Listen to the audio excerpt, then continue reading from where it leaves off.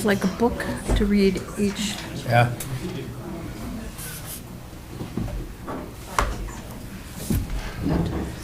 No, it started out, it's just a little bit of.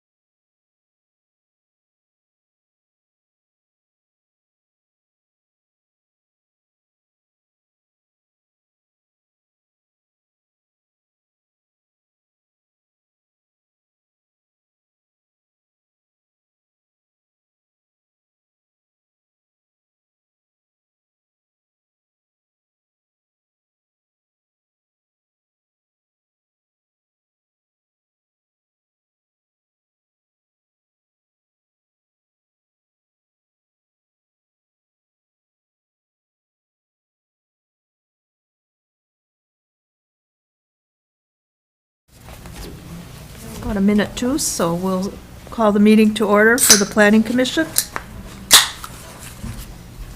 And we'll approve the agenda and the minutes for the August 10th meeting. Are there any changes, corrections, additions to the minutes? I motion to approve the minutes in the agenda as presented. I'll second it. Any further discussion? All those in favor say aye. Aye. Opposed? Motion carries. Number 2, ongoing business. Ray Pederson and Susan Kiel. The interim use permit addendum is being discussed. Packet addendum is here. And we're continuing the meeting, or revisiting the meeting from the August 10th meeting.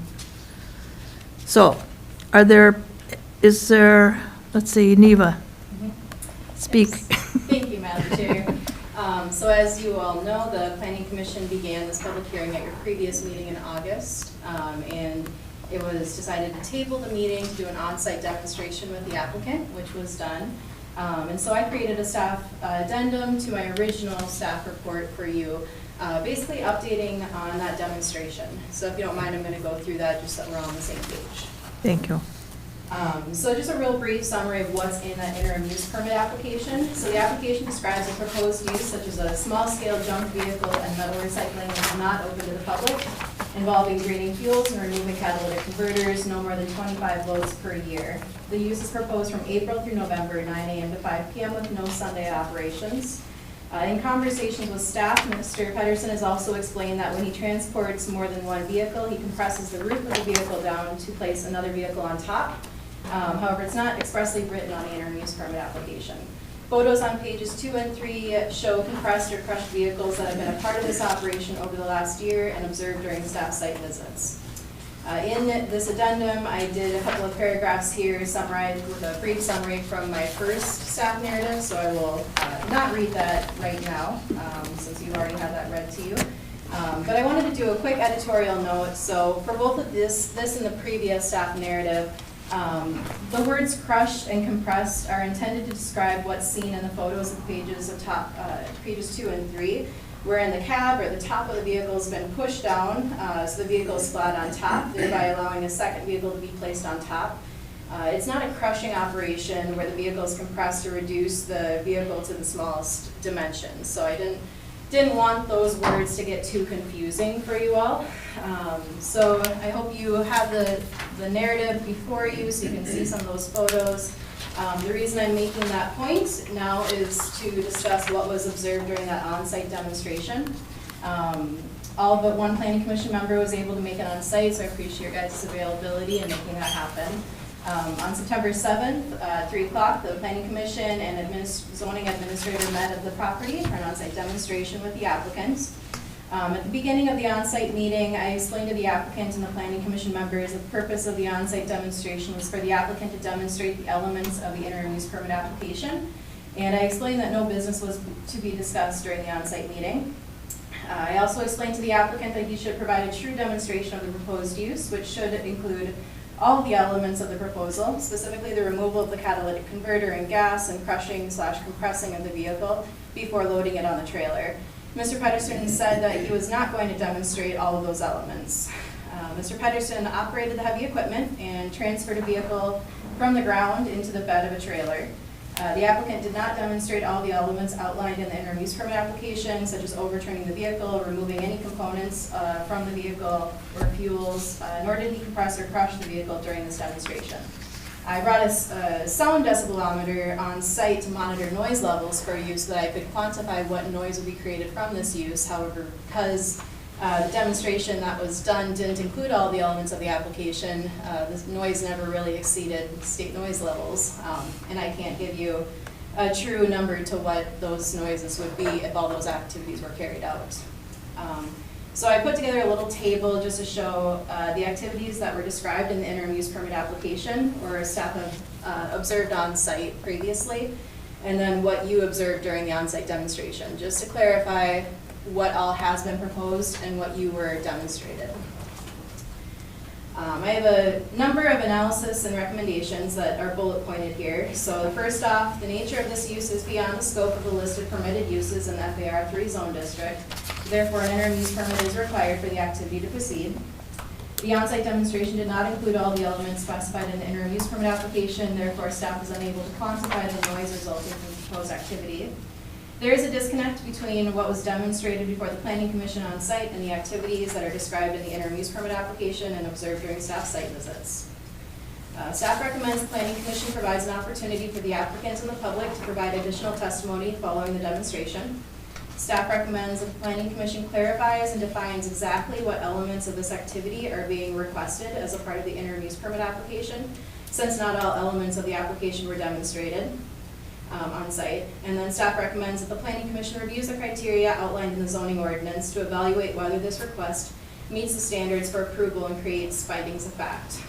I did generally turn the standards for reviewing an interim use permit into questions for you guys to walk through in a question answer format. I also provided a series of potential conditions for the Planning Commission to consider if you choose to move forward with an approval of this request. So the first off would be for you to be very clear in defining what uses are covered under this interim use permit application. Clarify whether crushing of vehicles is permitted or not. And if it is permitted, if there's a frequency to that approval, as well as the property shall comply with all county, state, and federal rules. The duration of the interim use permit approval, setting quiet hours, we've had 5 p.m. to 9 a.m., which is in accordance with the application. There could be a condition such as a vegetative buffer between the neighboring property or a fence, a condition for outdoor lighting to be downcast, and a separation distance between the IUP activities from public waters and neighboring residential dwellings. And that is what I have for you. More than happy to answer any questions you may have.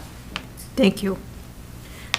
And we're not going to redo the public hearing. We're going to accept comments and things that have been said prior.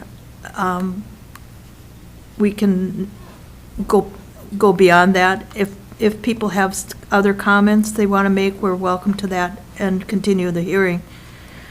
So are there people who are opposed to the application? Do they wish to speak? If so, there's a chair here. State your name and address.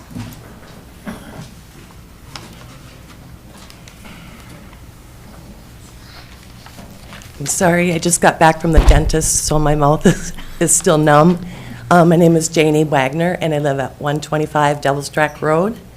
And one thing that was brought up at the last meeting that we didn't get to explain is that Mr. Pederson continues to say that it's not a business.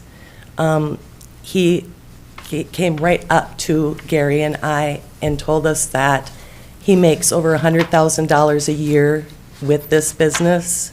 So I wanted you to know that. That's a lot of crushing of vehicles. And I just wanted to reiterate that he didn't do those tests for you, what was going on, because that's exactly what we've been complaining about, is the noise, and that he wouldn't demonstrate that, and the pollution of the flipping of the cars.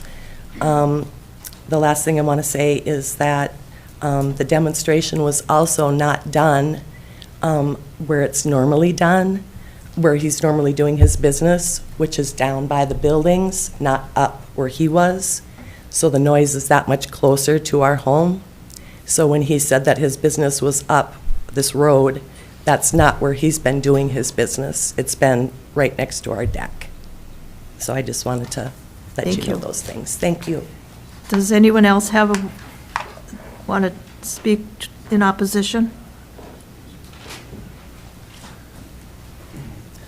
Yes, we were here before, here a month ago or whatever, and And your I had- name? Gary Blomberg. I'm Okay. the property owner of 125 Devil's Track Road. Okay, thank you. And sorry about that. Anyhow, I bought the property 46 years ago, and I've been working on it for 44 years, and my kitchen is just about done right now as we speak. And we've had company over, and like the demonstration, whichever went on there, that was up in the woods. Most of the action is 100 and probably 25 feet from my deck. And the smoke from that older equipment rolls up, and we have to breathe that. And we hear the bang, not just one little clunk. There's days that we've had company where we had to go inside the house. There again, Mr. Pederson does own a place downtown. Why can't he open this up down at his place downtown instead of next to something I've worked all my life for? Okay, thank you. Anyone else wish to comment in opposition? Does anyone wish to speak as a proponent of this permit? Okay, we'll close the public comment. And Mr. Pederson is not here? No, ma'am. Okay, no, you haven't heard from him? Okay. We'll assume he's probably not coming and go on. Okay, I will close the public hearing and speak to the Planning Commission board members.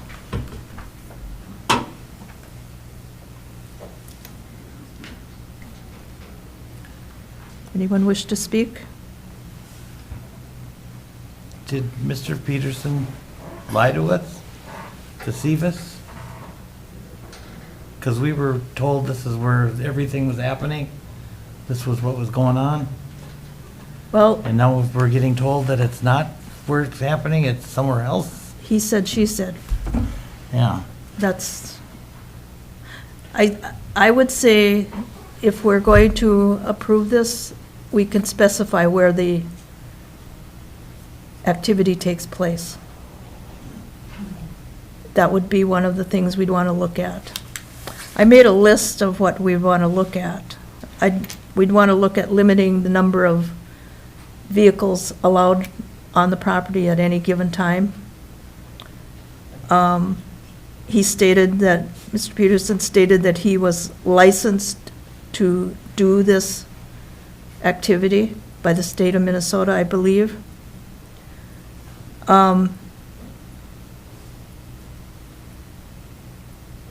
There would be the ability to require fencing, berming, ground cover, a gate at the entrance, require the hours of operation and the time frame of operation. He did not have beepers beeping when I was there. And I would, unless it's against the law to disconnect them, I would say that it not be allowed to have beepers, because that really gets on your nerves. And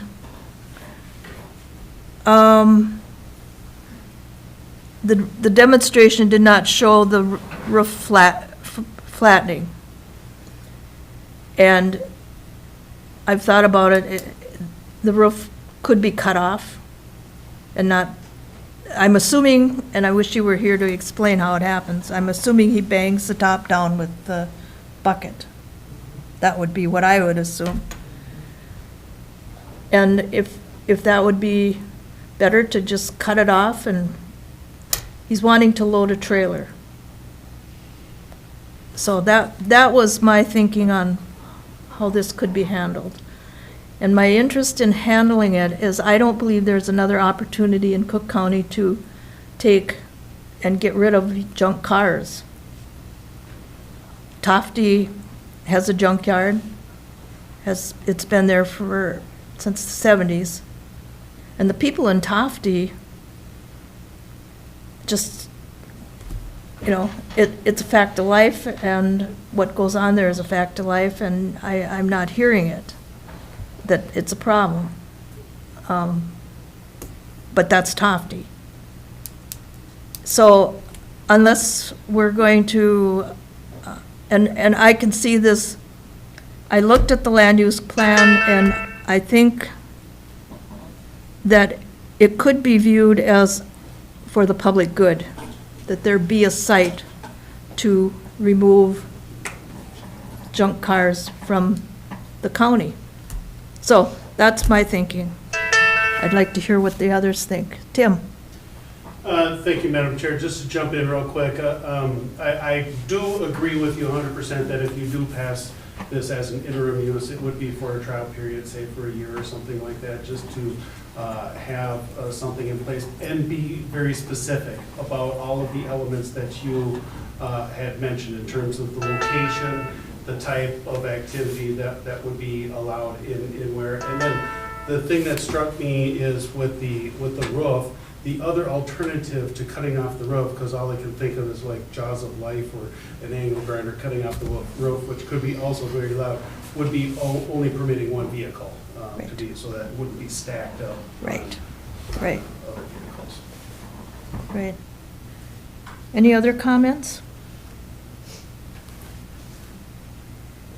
I would say my feelings are very similar to what you described, Judy. I think there is restrictions we could put on this to address the concerns.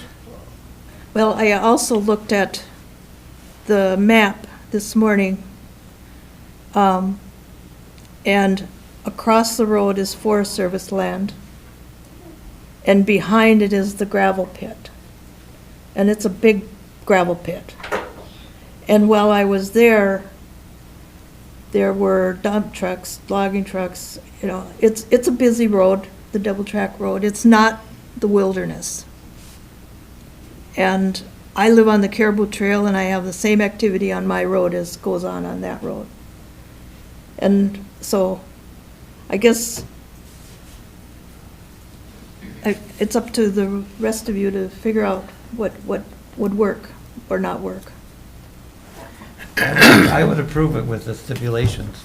Okay, and Ann, your comment? I just wanted to address, Madam Chair, and the commission, that as I look at that area surrounding 133 Devil Track Road, there's 7 properties on the north side from the west end where the curve is off to the east.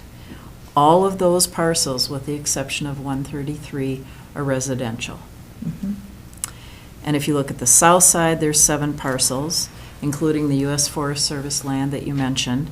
There's rural vacant land There's a short-term rental property, which is a permitted property, or a permitted use, and then there's 4 residences, so there aren't other businesses there, Right. you know? So I just want to have you keep in mind the flavor of the neighborhood, if you will.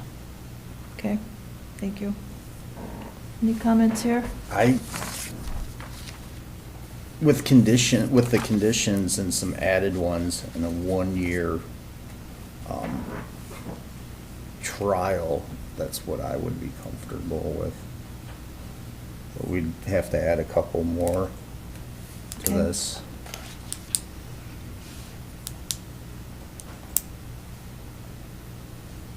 And Jerry, how about you? What are the conditions you have listed there, Adam? They're, we have them 1 through 9, but I don't. Are they in the packet here? Page 6. 7 should be defined more. What page? Page 6.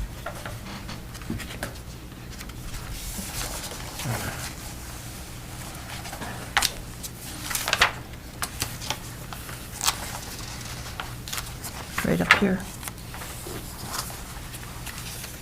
This one. Oh, that's It's further in, page 6. page 10. Right, look there. What page is that? 6.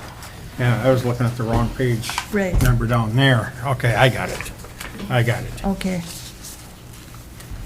So the conditions that are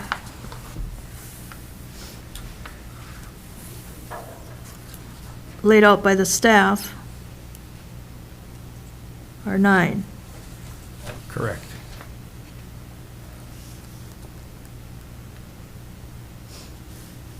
They do need a little more definition. Mhm. Mm-hmm.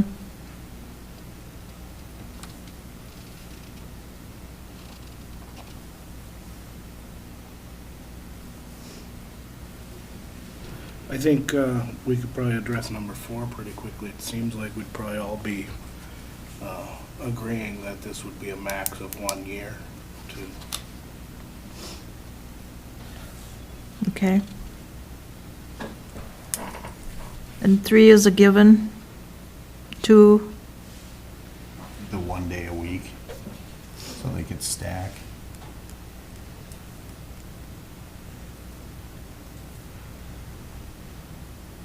I think, may I speak, Madam Chair? yes. I guess, I was thinking about what Tim suggested, that maybe we'd just go with 1 vehicle, but to make it economically viable to make the trip with the scrap, he does need to be able to stack, but maybe 1 day a week is a reasonable, that he can only stack 1 day a week.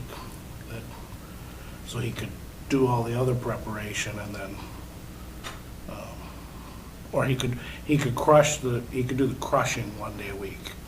The actual Yeah, but stack- point of order. And Or the I'd cab- like the to cab. question the use of the term crushing. Yeah, I think it was alluded to earlier, and I would object to it here because it is not crushing. If we put it in here as crushing, we're permitting something he's not intending to do. What's I the would right term, say Jerry? compacting would be correct. If we don't change that, we're opening it up. I agree with you. I would Okay, say pushing the let's, road let's change down, that to roof down for compaction. reasonable stacking purposes. We can also limit the number. He's, somewhere I believe he stated 25 cars a year. Load, 25 loads. trailer loads. Okay, so that at max would be 50 cars. Keep in mind, that's 50 cars that aren't sitting out in the brush. You know, and we, as a community, believe in recycling. You know, I guess it's kind of, and I know it's not popular anywhere, but the only place that it's allowed is in the light industrial area. It's an allowed use. And I believe in the light business development area, it's allowed if it's inside the building. But outside would require a conditional use permit. So it's pretty limited where this activity can happen. So,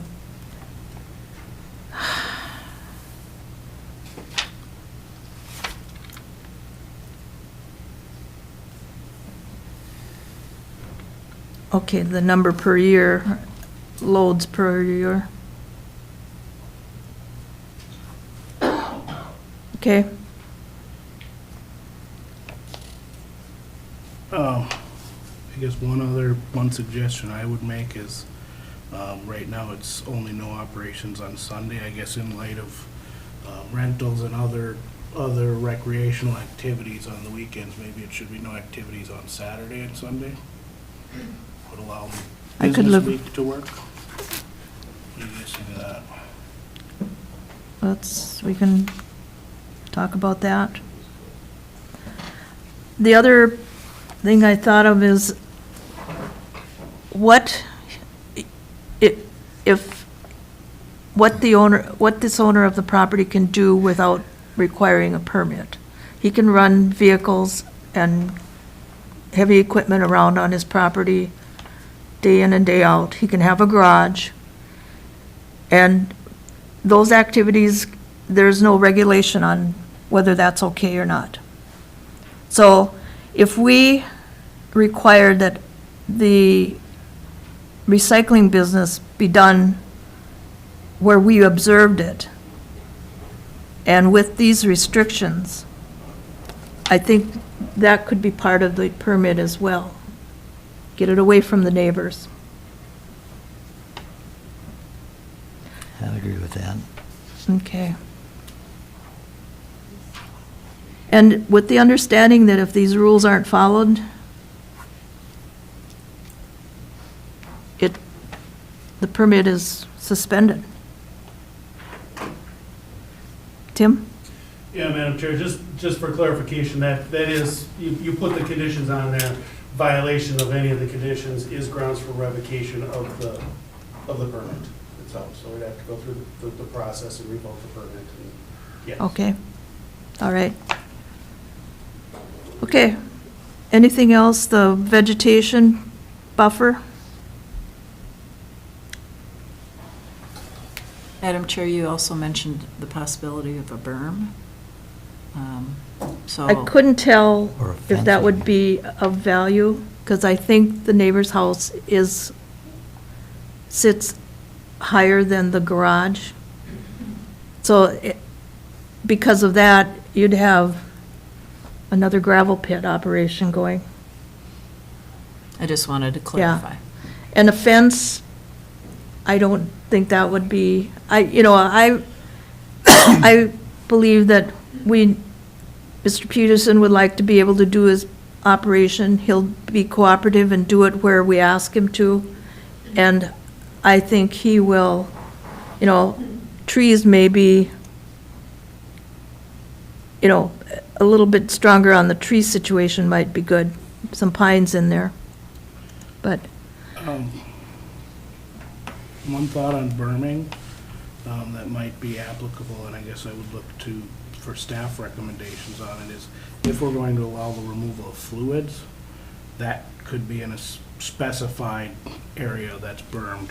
And I guess we'd need staff or some definition on what's an adequate berm for that, but I think that berming would be applicable if there's removal of fluids in a specific area to not allow stormwater release of that.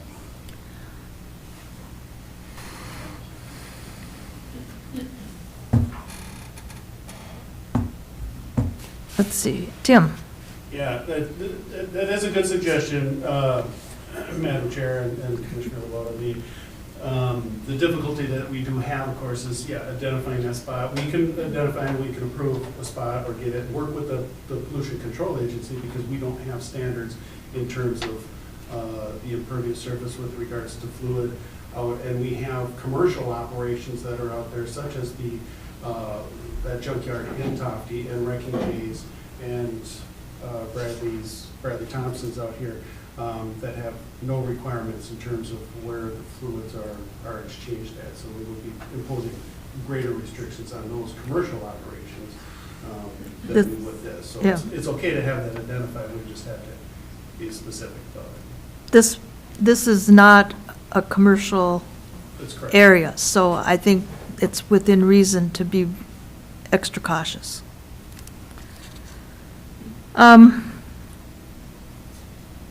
Okay. Outdoor lighting. I didn't see like a yard light. I did, and we're, 5 o'clock, we're done. And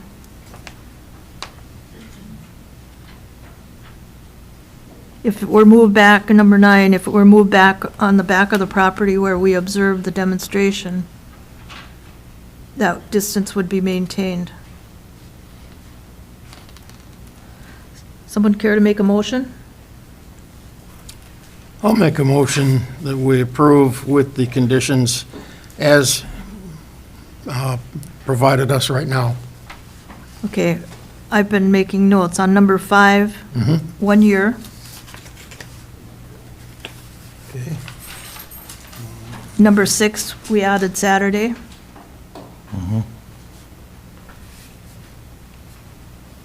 And the ones I have, we,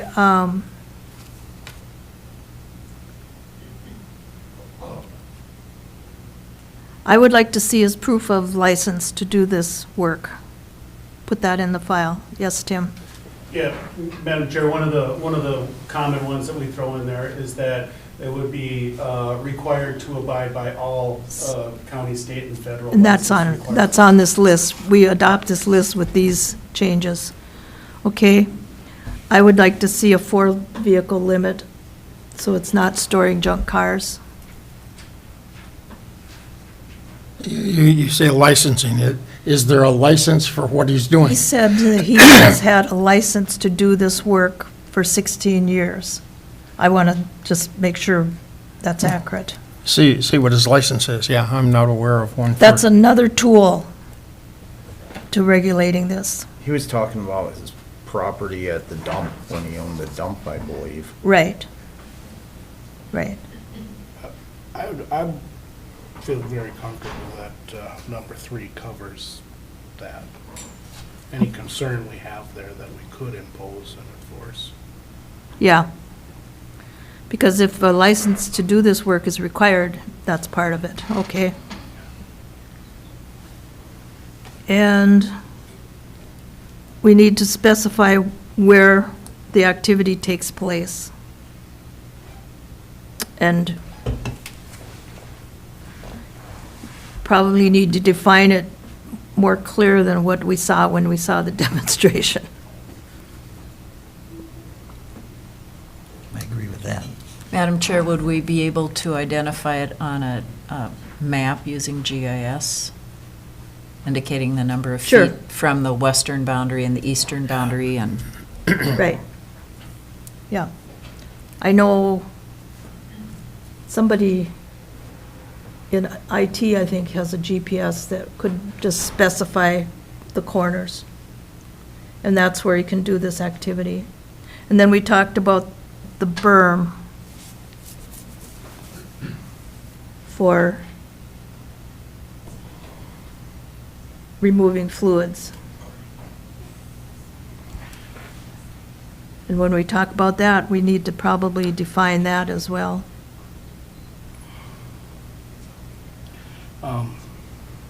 I guess one of the things would be in the berm is to, maybe we don't need to define it other than that removal of fluids needs to be in a bermed area that wouldn't allow stormwater release or wouldn't allow.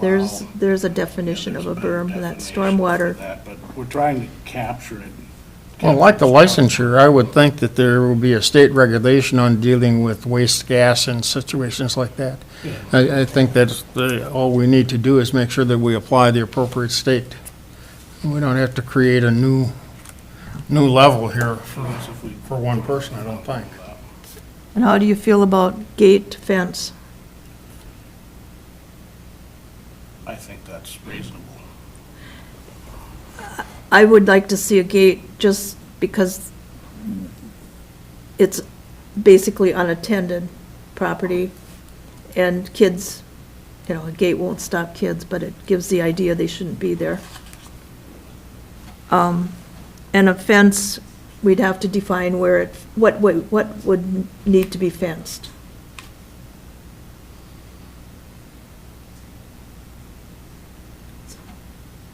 or try it a year and see how it goes. That's what I Yeah, think we should I- do. Do it for a year and see how it goes. That's what I think we should do. Okay? And no beepers. Anyone at? No, I've added all that. And is that being noted in the motion? Okay, Can I add something, Madam Chair? yes. In this conversation about the license to do the work, I don't know what license explicitly that is, and I don't want to get to the point after this hearing where I tell him, show me your license, but I can't tell him exactly what type of license he should be showing me. I'd like a condition that's really, the condition that we usually have about the property complying with all county, state, and federal rules, that would cover that if there is a specific license that he does need. But I don't know that there necessarily is a license that he needs to do this, and we don't regulate. Right, I think we decided kind of at the table that that statement would cover Okay, it. so we can strike anything about a specific license. Right. Okay, and then with regard to the berm, would it be appropriate for us to use our general stormwater management guidelines with regard to the amount of square footage that's exposed, and we can work with him about stormwater best management practices, so that we have some flexibility rather than a permanent berm? I'm just curious, without knowing exactly where these certain fluid activities are going to be occurring, it might be nice as a staff person to have a little bit more flexibility with him to say adequate stormwater management on site. And then I can work with Mr. Pederson directly to make sure that that's achieving the end result of making sure that all the stormwater is being treated on site. Right. And I looked, and I'm not the expert, but I did not see, I mean, you can see where oil's been dumped on the ground, you can see where there's stains on the ground, and I did not see that. I saw some glass on the ground. And, I agree with that. I was most specifically concerned about fluids on the ground, and I looked all over and found no evidence anywhere on the ground of contamination of that type. Yeah, there was some debris in some places, but there was no oil or right, other contaminants that we were aware of. okay, so your motion includes all of the, Jerry's motion. The 9 stipulations. okay. And is there a second? I'll second it. Okay. Motion made and seconded. Any further discussion? Madam Chair? Yes. I'd like to remind the planning commission that your decision could be appealed regardless, whichever way you do choose to go with things. It would be helpful if there was a set of findings of fact to support your motion, and that's why in your staff narrative, I gave just 4 questions for you to go through that would kind of evaluate this request and conformity with the ordinance standards. Right. So that's on page 9 of 168 of your packets, or just page Right. 5. Okay. So does the use conform to the land use or comprehensive land plan of the county? And I read pretty much the whole land use plan again, and I think it states on page 29, it talks about the public good, and I think it would fall into that category. There is not another place in this county to do this work. So, and I don't know if there is a place that's zoned properly where it could be done. I don't know that fact. So I can say yes to number 1. Number 2, is the use compatible with the existing neighborhood? Not so much. Someone want to address that? Yeah. Go ahead, Adam. Well, there's the gravel pit, and even though they're categorized as residential, there's several people running businesses out of their properties in that half-mile stretch. Yeah. And the land use plan talks about that as a positive, that people are doing home Right. businesses. This isn't a home business because he doesn't live there. Yeah. I think it is not incompatible with the county plan. So I would certainly, Will the use impede the normal and orderly development and improvement in the surrounding area of the uses permitted by right in the zone district? I believe with the conditions that we've set on it, no, it will not. And it's a trial, 1-year That's the most important. situation. And number 4, is the location and character of the proposed use considered to be consistent with a desirable pattern of development in the area? I based think, on the needs of the area, I'd say yes. okay. And again, the same thing with number 3 could apply to number 4. Okay, does that help, Neva? Thank you. Okay, hearing no further discussion, all in favor of approving the interim use permit? Aye. Aye. Opposed? Motion carries. And now it goes to the planning commission, They or can to shoot the it- county they can- board. They can shoot it down if they want. County board, and they have our reasoning. Okay. Number 3, new business.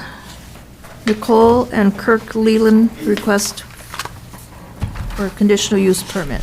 Neva? Thank you, Madam Chair. This request is an after-the-fact request for a conditional use permit for farming crops and livestock up to 50 chickens and 50 Nigerian Dwarf goats, as well as agritourism, educational classes, and a farm store in the RCR zone district at 233 Ski Hill Road.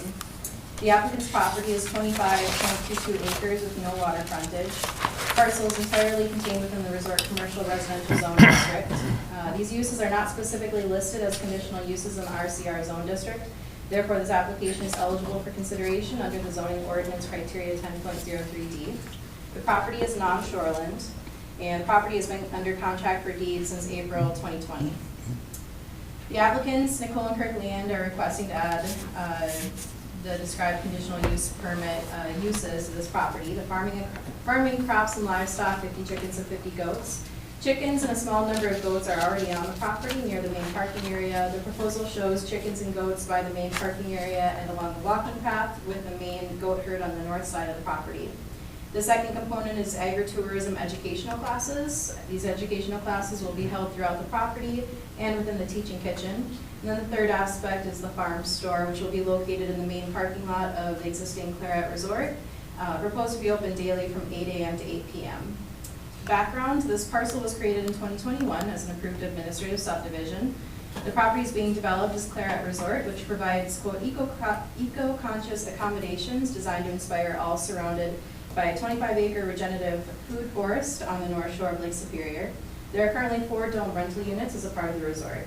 This request is partially after the fact, as the chickens were brought on the property when they moved from the cities, and the goats were brought on the property to clear the land. Most of the goat herd was removed except for a handful of male goats, which there were no alternative accommodations for. The lot is spacious and has maintained much of its natural forested cover. The property is abutting the Heritage Townhomes plat and Superior National Golf Properties plat, which are downhill from the subject property. For zoning considerations, this property is in the Resort Commercial Residential Zone District, which is outlined in the zoning ordinance as the principal purpose of the RCR Zone District is to provide for the specific commercial activities of resorts, lodges, and outfitters. Residential uses and limited service-oriented commercial uses are also allowed. I provided a list of the permitted and conditional uses that are listed in the zoning ordinance for some background information on that.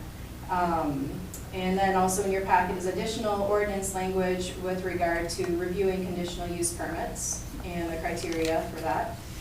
For site conditions and considerations, the septic has been developed in accordance with state septic rules. Everson had no additional requirements for septic capacity improvements. For noise, it is unclear whether roosters are included in the chicken flock. I have since found out that there are roosters proposed as a part of this chicken flock, so I can amend that. Sorry about that. However, noise mitigation could be controlled by either prohibiting or setting a number to the number of roosters or their location. I included an extension article enclosed with your packets that explain that the general requirements for roosters is 1 rooster for every 10 hens. Safe access exists off Sabil Road. For wetlands, there was a wetlands delineation completed for this property. Potential impacts would need to be discussed with the local government unit to verify whether they qualify for an exemption under the Wetland Conservation Act before construction within any wetlands. Ms. Travis had no further comments with regard to potential wetland impacts. For parking, the current resort is present on site. However, existing parking area will need to be modified to meet the requirements of the zoning ordinance, which do require setback areas of parking areas to meet the required setback areas in the ordinance. Parking accommodations will need to meet the zoning ordinance parking requirements. It's likely that the expansion of the parking area will need to be made to accommodate the farm store and educational classes. And then a fact sheet from the University of Minnesota Extension Office is enclosed called Common Concerns with Backyard or Urban Poultry Keeping for reference. For public noticing, the application was legally noticed in the Cook County News Herald on August 19th, 2022. 28 letters of notification were sent to adjacent property owners as well as county departments and Minnesota Department of Health. We received 8 comments from adjoining property owners by the comment deadline. I did receive 1 late comment that is not included in the packet. That was sent after the comment deadline. The first comment from Lucy Carlson was in full support. Second, Stephanie Driscoll, full support. Third, Mary Hansen, concerns related to noise, waste, and water contamination, predators, and smoke caused by livestock, supportive of farm, store, and educational classes. Tom Kindler would prefer an interim approval of 5 years, concern related to animal waste and wetlands, aesthetics and odor, consistency with the locality of Ski Hill Road. Trenton Jenny Hagland opposed with specific concerns to waste runoff, attracting predators, and potential detrimental impacts to neighboring properties. Chuck Corliss, comments regarding the location of the farm, prohibiting roosters, runoff concerns, monitoring wells, and a potential trial basis such as an IUP. Heritage Homeowners Association, concerns with livestock aspect of the request, including waste contamination, runoff, noise, predators, and animal containment. And the last, Charlotte Skinner, Molly Larson, and Phil Larson, support with conditions such as manure management runoff plan, animal containment plan, prohibit roosters, and future assignment of CUP requiring planning approval, request additional clarification on guard dogs. Staff recommendations for consideration. The educational classes and farm store have not received any opposition for adjacent property owners. Several comments include concerns related to the livestock aspect of this proposal. The concerns related to livestock include waste management, animal containment, noise, and other potential negative effects to neighboring properties. Staff have identified several potential conditions that could mitigate these concerns. For runoff, there's academic research that indicates that a vegetative buffer over 30 meters is needed to protect water quality, habitat, and biotic features of streams. This could be conditioned by requiring a 100-foot vegetative buffer on the south property line to filter all water runoff from the property. If approved, the following conditions may be considered. 1, the property shall comply with all county, state, and federal rules. 2, all existing and proposed parking areas must meet the structure setback requirements with a vegetative buffer between the parking area and lot line. 3, adequate parking area must be provided for all activities in accordance with section 5.16 of the Cook County zoning ordinance. Number 4, I had no roosters permitted with the chicken flock. You could also consider a number of roosters permitted since roosters are planned for this activity. Number 5, goats must be contained within adequate fencing. Number 6, no more than 3 dogs are permitted on the property. Number 7, manure management plan provided to and approved by Land Services and to be updated as needed. This plan shall include an established 100-foot vegetative buffer to filter nutrients from surface water runoff within the property boundary. Number 8, animal containment plan provided to and approved by Land Services and to be updated as needed. And number 9, consider an interim approval of livestock for goats and chickens. I also have, I reached out to Sarah Waddle, Cook County Extension, about what information she had on goats and chickens. So the chicken stuff I sent with the packets because I had that last week. And then she dug up this manure management for small and hobby farms. So when I mentioned manure management plan approved by Land Services, I could work with the applicants through this plan and we could come up with some creative solutions. And I think given the size and how much vegetation is on site, I'm not very concerned about that. And then I also have a guide to raising healthy goats, which I thought was interesting because it did mention the Nigerian Dwarf goat is a high milk production breed, which is aligned with what the applicants are proposing here. So if you have any other questions for me, let me know. Otherwise, I'll let the applicants be the experts to answer more. Thank you. Are the applicants available? Yes. Okay.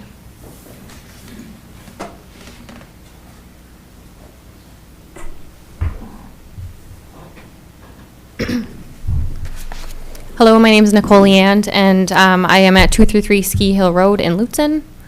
And I'm Kirk Leand at same address. Okay, thank you. And what would you like to add or comment on? I guess the biggest thing that I will add right off the bat is we saw right from the very beginning an opportunity to capitalize on Cook County's greatest strength, and one of our greatest strengths up here is tourism, and using that as a support system to help support a local farm. Up here, farming is challenging. It's, to say the least, we have a very short growing season. The soil is not ideal. Our soil especially, we're literally on bedrock. And so we have come up with a number of innovative and really, to us at least, exciting ideas that could provide a sustainable, regenerative, and really beneficial farm for the community that also provides a sustainable and reliable source of food. In Lutzen in particular, we're in a food desert. It takes us, 20 plus minutes to get into Grand Marais to get to an actual grocery store. And we feel an extreme desire to provide a source of really whole, high quality produce, egg, and dairy product, and potentially meat if that was ever allowed to the local community. And so that's ultimately what we're really passionate about, is supporting this community up here in a way that it's currently, we feel like it's not being supported or could be supported more. COVID kind of presented a really interesting understanding for a lot of people that showcased, like, if there's a break in the fragile supply chain for food, particularly this far north, we could be in big trouble up here.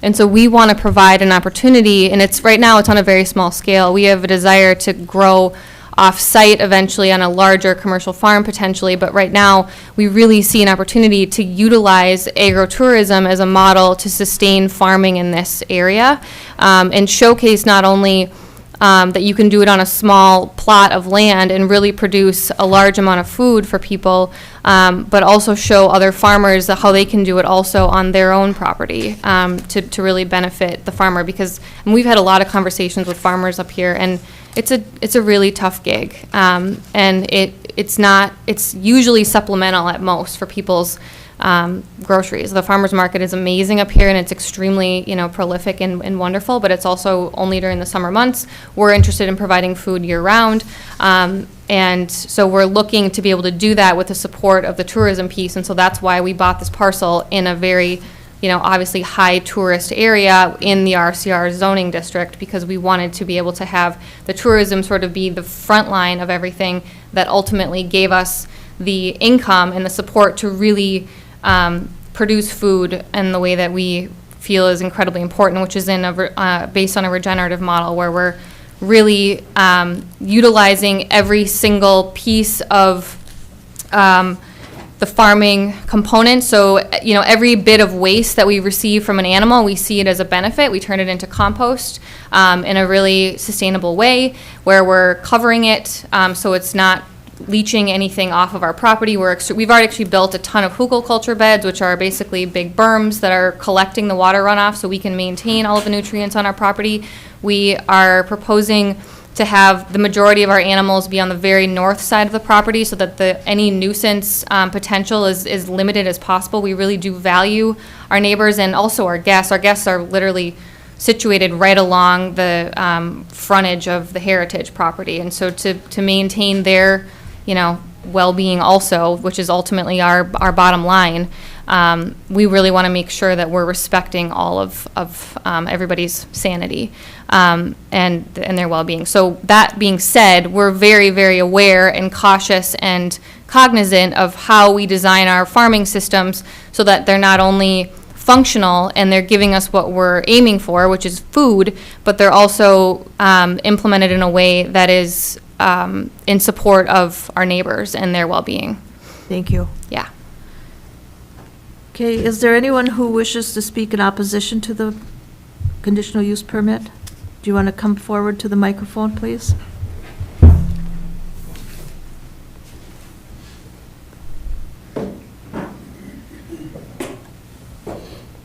Hello. Your My name name and is Karen address? Ketchmark, and I reside at 8 Tall Timber Trail in Lutzen. And I believe that I am here to represent, first of all, let me start by saying I'm here to represent the heritage community, the HOA, which you will have received a letter from our board. I just want to reiterate the 3 primary concerns. And while we may not, as a community, be directly opposed, we want to make sure that our concerns are heard and considered as part of this consideration. So starting with the first, which is noise, we do already have roosters that are crowing most of the day.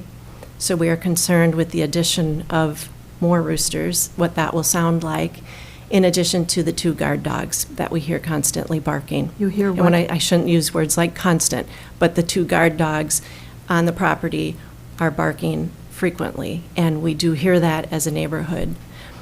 The second is, from a predator standpoint, we are already aware of at least 2 wolves in the neighborhood. We are concerned that this will draw in additional wolves, so we are concerned for the safety of our own pets, children, and so on. Okay. And the third, which is really our primary concern, is with the mitigation of waste. And we do have, if you understand the property in the area, the wetlands will flow from the Leand's property downward to the heritage community, and there is a natural flow of that water, including a culvert that will come in and deposit right next to our water filtration system. The heritage community does own and operate its own water filtration system. So we are self-contained as a community with well and septic, and we are monitored, as you may be aware, by Cook County as well as the Minnesota Pollution Control Agency on our soil. So we want to make sure that there's a proper mitigation plan in place for waste management, and if that mitigation plan should fail, what will be the reparation for the heritage community? As I said, that is something that we as a community pay for. So those are our concerns in summary. Thank you. Thank you.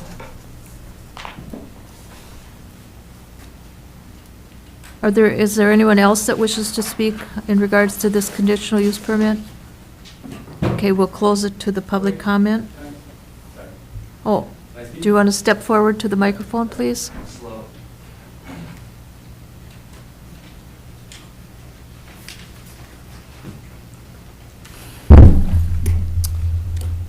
Hello. My name is Phil Larson. My wife, Molly, and her cousin Charlotte own the parcel to the west of the Leands and the proposed conditional use permit. So we are supportive, like our letter said, so I just wanted to start that out. I think it's a great idea. It's very exciting. It's different. It's got multiple avenues that it could benefit the community. We just wanted to highlight a couple of issues that we thought could head off problems down the road. So those are specifically, our primary concern is, this is a conditional use, and my understanding is they run forever, perpetually. Do I have that right? Okay, so the Leands seem very cognizant and well-educated on this topic, but who's to say that that property is sold and the next owner is not so much? We are landowners within that area that are operating under the RCR type of mentality, and this is a special use. So adding some stipulations, our opinion, would be a good idea. Number one, I guess, concern for us is the noise also, such as roosters. I'm not sure why they're needed, so that'd be one question we had. It seems like they're primarily after an egg laying operation, and since it's an RCR, which is resort commercial residential, that's the primary use. It seems like that's, I don't want to use the word prioritize, but maybe that's the only word I have right now. So, and then there's no specification to the setback distances if there has to be roosters from the property boundaries. I guess if there has to be roosters, that should be required. Not so much a distance from principal dwellings, maybe, because that makes it too hard on the applicant to invest in the property, but just a specified distance from a setback boundary. And then as far as composting and manure waste, I think we wrote our letter with the intention of there would be more specifics added to the permit, but I understand that that's generally not desired from the commission or the land services department, adding a lot of specificity. But I guess if I had my way, I would specify that, not that the Leands, I think they're going to make use of it in all their gardens and composting and farm operations, but if the next landowner doesn't have use for that, where is that material going? I think that goats are great, but their manure is different than a horse. It's a little more nitrogen rich, it's a little more potent, it has more moisture, it's not as fibrous. So just making sure it's being dealt with. I guess if I were to add something to it, maybe covering the manure piles, making sure they're rotated, adding carbon to it to get that right carbon nitrogen balance, so that there isn't excessive runoff off the property. And I understand you can't maybe write that in there, but this is my public comment. Thank you. Yeah. Thank you. Okay, anyone else wish to comment? Okay, we'll close it to the public, and the planning commission will speak. My main question and concern, because I have a herd of goats, so, Are they I permitted? know is the containment what is going to be considered the adequate fencing, because electric fences do not keep them in, and about the best is woven wire. Okay, do you have fences? Yeah, so we actually found a pretty awesome solution that we've just recently implemented, and it's elk fencing. It's 6 feet high. It's plastic, so then we also run a hot line through the bottom of it, and that has been magic. So it has really, really worked. We haven't had a single issue since that was implemented. So that would be the plan, would be to fence in the designated areas that we've specified on the permit with that 6-foot elk fencing. Okay. You're only running one hot line? Just to keep them from digging underneath it. They can't get over it. It's way too tall, and it's Yeah. because it's plastic, they can't get enough traction to actually climb up and over it. Goats are cousins to deer, and so that's why we thought this route might work. We've tried the welded wire fencing, and they're just amazing. They can climb really well. And so this has been the one thing that has really, really, really worked. And we've done a ton of research because it is a huge concern for us. We're growing crops. Like, we don't want these goats out either, because they will destroy things very quickly. And so, yeah, it's very important for us that they're contained, and they're contained very strategically. Okay, so that probably is taken care of. Yeah, because Is there anything else? the number of roosters too, if roosters even need to be. Those dreaded roosters. Yeah. I know. We completely agree that they're a nuisance, and we are more than, like, the reason that we have them, and we've had them since we moved up to the property in April 2020, is because they obviously the flock can proliferate through the rooster, but they also serve a really important role to balance out the flock. When you get 50 ladies in a room together, it can get a little bit messy. It's nature. Like, they do, I don't mean to make a joke of it, but it's true, they really do provide a balance that really does minimize the amount of fighting and pecking order incidences that happen. As soon as we added a rooster to the flock, we noticed a dramatic peace come over the whole flock. And so that is the main thing. They also do protect the flock. And so That's the main reason. We're 100% in agreement that they should not be where they currently are, which is close to the residential area. And so are planning, and we can be very open to moving them up to where the goats would be in that area, which is in the most northern part of the parcel. So they would be completely away from any residential areas. And we would be we would have no more than whatever this specified amount would be. Right now, we're following the rule, which is 1 rooster per 10 hens. If you do more roosters than that, you're gonna have roosters that are fighting, and they can even kill each other. So we are very cautious of that, and we make sure that we go through a culling process. If we have an excess amount of roosters, we simply get rid of them before they're growing and before they're mature. So that's how we've dealt with that. We would be very open to moving them. Okay. Anything else, Adam? No, that. How about you, Jerry? Charlie? Nothing to add. Nothing bad. Okay. I've got the 4 conditions. I thought I had the 4. There we are. Conforms with the land use plan, and the land use plan encourages agriculture and wants to encourage it. So that is satisfied. It's compatible with the existing neighborhood. Anyone wish to comment? Ecotourism. Yeah. I think it satisfies that as well. And it's zone resort commercial. The use will not impede the normal and orderly development improvement on the surrounding area.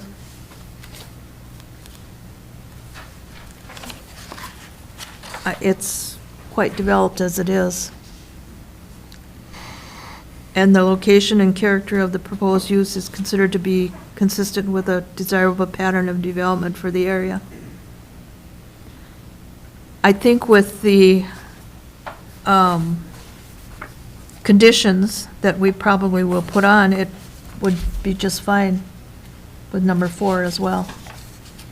So, does someone want to make a motion? And we could also say that the conditions we approve would terminate on the sale of the property. That might be a double-edged, because all the conditions go away, but they might still be doing this. Well, they wouldn't be allowed to do it. Oh, Tim. Yes, thank you, Madam Chair. We actually cannot do that, not with a conditional use permit. That is not allowed within that process, because once a conditional use permit is granted, it does become a property right, as was suggested.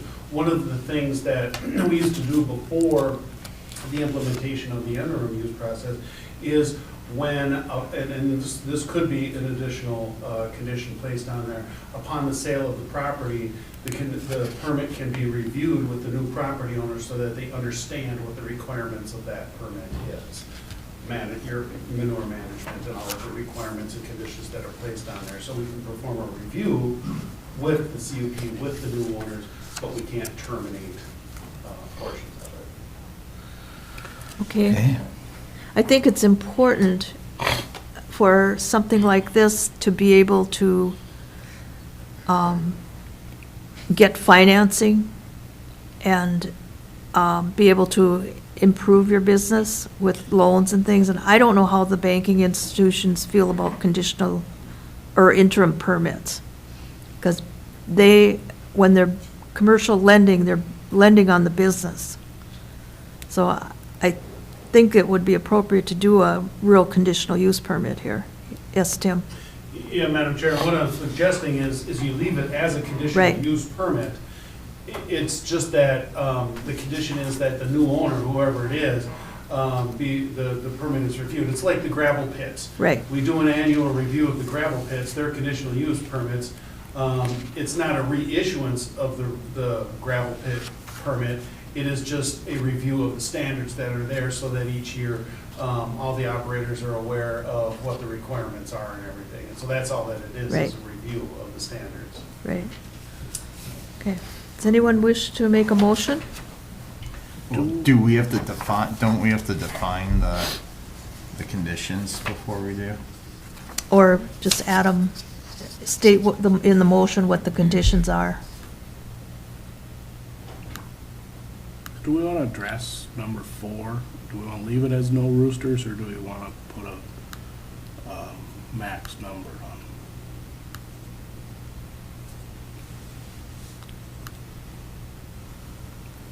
I don't know how, I mean, I've not Well, lived don't with they a think they rooster. have to have some roosters? Like 1 in 10? Isn't that what we said? They Well, said? that's what the recommendation is, and that's what they're going by right now. But you said the roosters were crowing all day. Maybe 2 or 3 would be reasonable. And moving them, What? and moving the Said they area would to the move them. north And moving the side. area, That's fine with us. yeah. I don't think we should say no roosters at all. That's all I'm thinking. It's nice to keep the flock maintaining itself, I guess, would be the, Yeah, but a limited number would be appropriate and moving. yeah, you wouldn't want all roosters. Okay, so, does someone want to make a motion and define the conditions if we're going to have a motion?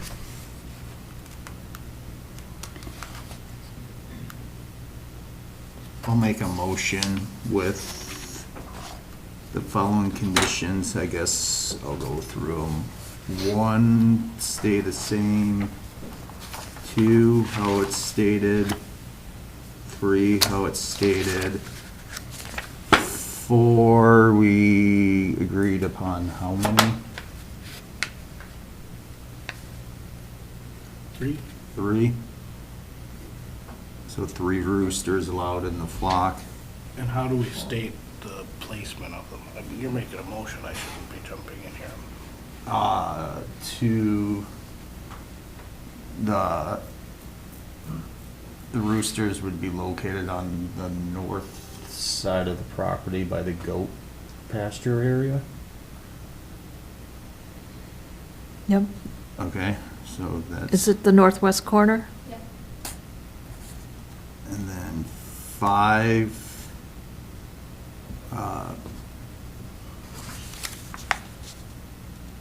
can stay how they stated it. 6, anyone have any input on that? Or- Well, they have 2 guard dogs currently. Can I just make, I don't think that the dogs that we're hearing that are barking are ours, because we hear those dogs all the time too, and those are not our dogs. We hear them, constantly when we reviewed your road, they were Yeah, right there. Right, just but there's screaming never at us all ever the time. people back there, and so they literally, okay, that's fine. I mean, we only have 2 dogs, but they're genuinely, we're outside all the time, and they're not barking all day long, I can promise you that. And there are dogs that live across the street that bark a lot also. But Right. we're fine with having 3 dogs tops, we're never gonna have more than that. Okay. These dogs are incredibly friendly, they were bred, or they grew up around young children, they're not a threat to any pets Okay. or anything like that. They're not like pit bulls or anything like that. They're extremely, Okay, So and- we'll leave 6 Leave as 6? stated. 7 as how stated. 8 is stated. And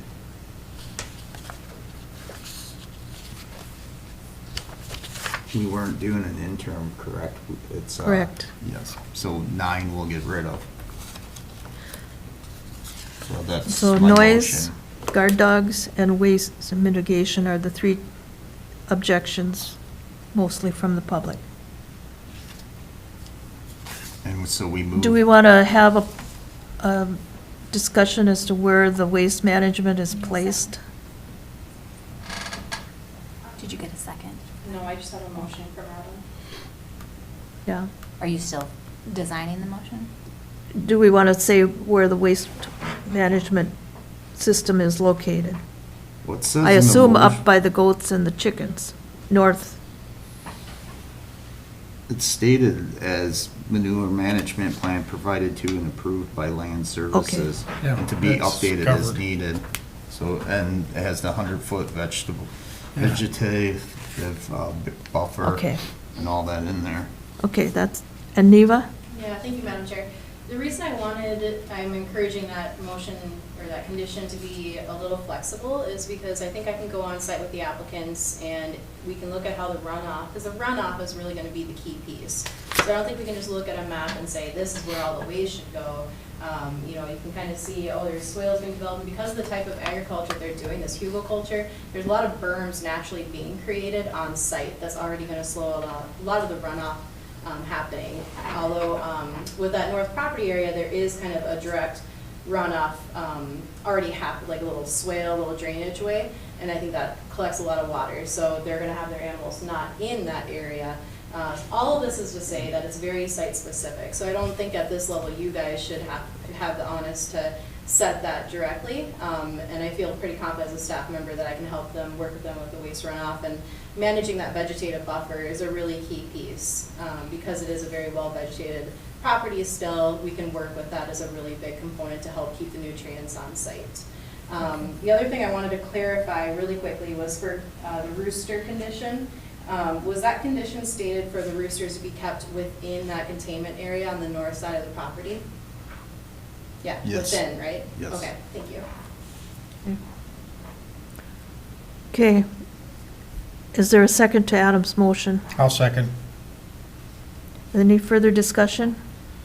Do we want to, 9 is not something we're doing. Would we like to add not to 9 that would require a permit review upon transfer of property? Yes. Yes. You want to add that, Adam? Yes. Okay. That's instead of number 9. This is the new number 9. I'll agree with that, too. Okay. Any further discussion? All in favor? Aye. Opposed? Motion carries. And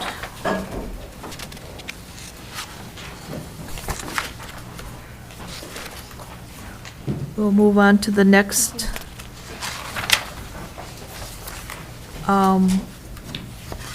request. Rob Dieter, the Sawbill Village. And we will ask Neva to review that. Thank you, Madam Chair. This request is for a conditional use permit for a multiple family dwelling, 6 two-bedroom apartment units in the Tofte General Commercial Zone District at 7226 West Highway 61. The applicant's property includes 2.15 acres. This use is a listed conditional use in the Tofte General Commercial Zone District, and the property is within the North Shore Management Zone designated shoreline to Lake Superior. The applicant, Rob Dieter, is proposing to build a 43-foot, 8-inch tall, 2-story building with a basement, 3 floors total. The building is proposed to include 3 retail spaces and a restaurant on the main level, with 6 residential units on the upper level. The conditional use permit is required only for the multiple family dwelling, which is an identified conditional use permit in this zone district. All other uses proposed as a part of this project are permitted uses and do not require a CUP. The total square footage of the building is 20,000 square feet with a 612 roof pitch. The basement is proposed to be used for storage space for residential and commercial tenants. This CUP application is accompanied by a variance request to be reviewed before the Board of Adjustment for maximum building height relief. The Taffy General Commercial Zone District principal purpose is to provide for basic commercial services to the public.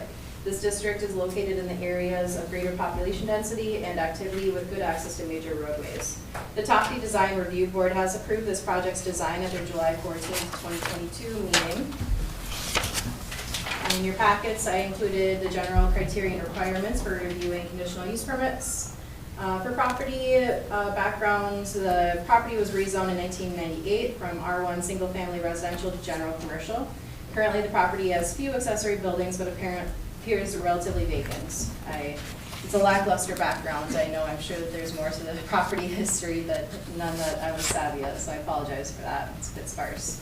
For site conditions and considerations, the septic capacity has been designed for the proposed uses described in this conditional use permit application. 6 two-bedroom apartments, 1 restaurant with a bar, and 3 retail spaces plus employees. It is important that any changes in use or intensification of use over time still remain compliant with septic system design. See the enclosed memo from Mitch Everson on this. The impervious surface coverage, the Tofte General Commercial Zone District allows for 50% maximum building lot coverage and a 70% impervious surface lot coverage. This is a more relaxed impervious surface coverage amount than normal standards in the North Shore Management Zone. The variance and conditional use permit applications are accompanied by a stormwater study, which includes a geotechnical report, existing and proposed drainage plans, a proposed utility plan, and a hydrocad report. I included an excerpt from the report. I think kind of the big picture of that is that in that stormwater plan, there is a filtration basin. No, I'm gonna get it backwards. I get it backwards every time. Proposed design meets the rate control requirements through the stormwater filtration due to groundwater and bedrock. So basically, the filtration basin is being proposed, which would filter the stormwater through a sand medium. But there does need to be maintenance for that done over time. That's kind of the important part. You can't do infiltration in the site because of the high bedrock. Sorry, I got too confused for a moment there. We did ask the Cook County Highway Engineer, Robbie Haas, to weigh in and review this to his ability. And he also made the point that these maintenance plans are important for the filtration basins because they will clog up over time. So that's one point I wanted to make. Going on, there is safe access from Highway 61, and the parking is adequate for the design standards. I included the breakdown of those design standards according to our ordinance, but I will relieve you from me reading through that right now. Public noticing, the application was legally noticed in the Cook County News Herald on August 19th. 27 letters of notification were sent to adjacent property owners, as well as county departments, Minnesota DNR hydrologists, and the North Shore Management Board. The application included a letter from the Taffy Design Review Board, as I mentioned. The North Shore Management Board provided written comments opposed to the variance request, but did not identify support or opposition to the CUP request. The North Shore Management Board letter did state an issue with the impervious surface coverage, which does exceed the North Shore Management Board guidelines. Additionally, 1 public comment has been received from the public by the comment deadline from Alan and Daniel Netland, which support the request, and I did clarify that their request support was both for the variance and the conditional use permit. Staff recommendation, there is great need for housing in Cook County. By providing rental apartments, the multi-unit dwelling will help support housing for staff and community members. As a note, vacation rental homes are a listed conditional use in the Tofte General Commercial Zone District, so any potential changes from these residential dwellings to vacation rental homes will require additional permitting in the future. Although the impervious surface coverage is significant for a shoreline area, it is within the allowable limits of the Tofte General Commercial Zone District. If approved, the following condition will be attached to this request. Stormwater management plan shall include the filtration basin as proposed in the accompanying stormwater management plan. That's what I have for you. Thank you. Is someone here from the Sawbill, or, there you go. Village, you got it. Sawbill Village, to, if comments, further information? Good evening, everyone. I'm Rob Dieter. I'm the developer and owner of Sawbill Village and the lot located at 7226 West Highway 61. Community member living in Tofte, 32 Sugar Beach Drive as well. There's a lot of support that's kind of come into being here tonight, and you know, the reason why I'm developing this project and putting this in place is specifically to go after the 2 most common needs that I've heard in the community. And one is year-round workforce housing and commercial opportunities for new business owners or small business owners, and an opportunity to create jobs.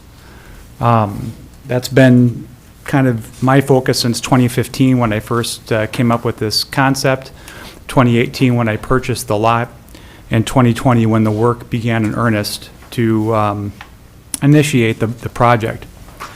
As Neva stated, this is a multi-use development where the main floor dedicated to commercial utilization. It is a commercially zoned lot. As she stated, there's space on that floor for 3 retail spaces and 1 restaurant space, which has been a top request of people who are living year-round in the West End.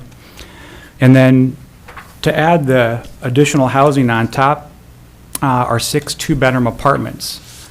It has been a core focus of mine that these apartments are dedicated to year-round residents of Cook County.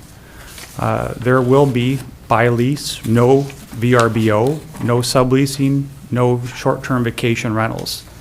If it was about VRBO or renting, I wouldn't be doing this project. I'd be building condos on that lot to a greater degree of profitability. But I want to state clear that I will hold true to that, making sure that these units are used for year-round residents. How we're doing it is I want to make sure that I continue to be a good steward of the community, and this project has gotten a lot of support. The Tofte Township, my neighbors, the county board, IRRB, Minnesota Housing, the EDA, the new director, Jason Hale, from the HRA. I've not heard any objection or negative comment from people who live year-round in Cook County. So I think there's a lot that's gone into this and a lot of support. The lot is a little challenging, which is why we have a little bit of variance. I think we can adjust the impervious surface. We're 1.7% over the maximum allowed, and I've talked with my contractor and civil engineer who's on the phone today. And we think we can get that to the maximum of 50. The height, I need a little help with, and I can share that with you later on this evening. Is there anyone who wishes to comment in opposition to the project? Okay. Anyone else who would wish to support the project? Okay, we'll close the, okay, step forward.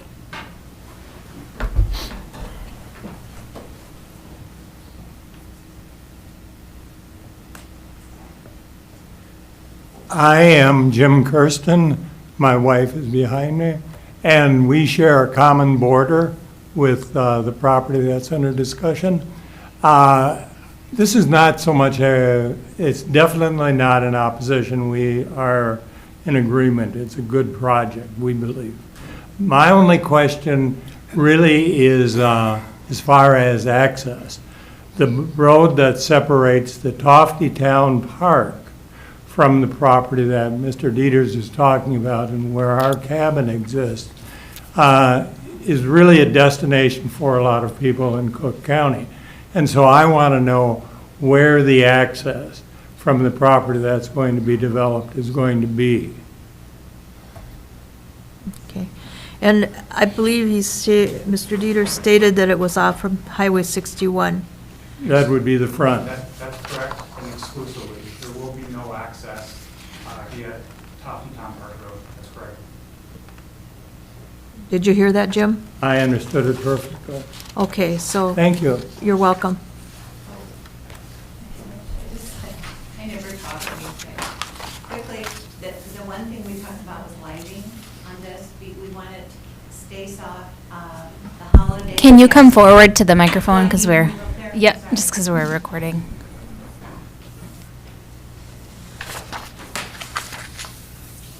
I'm Pam Kirsten. I live in the cabins right next door to this property.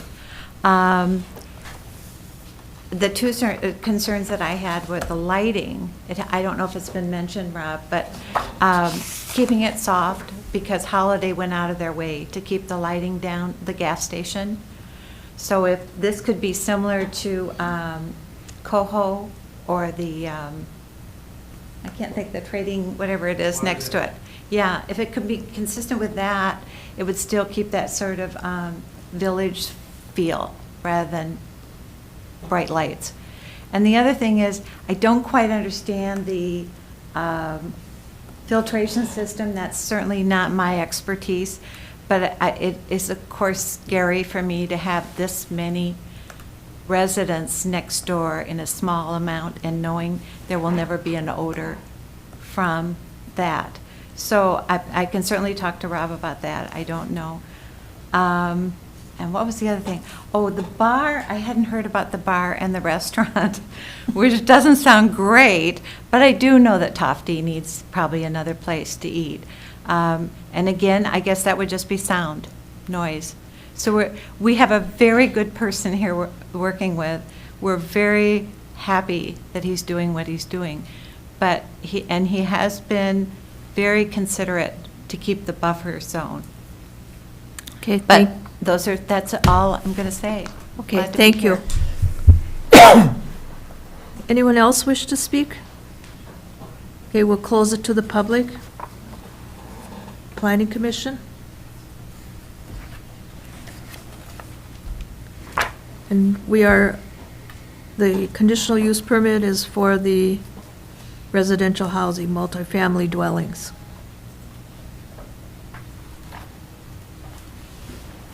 I think it fills a need.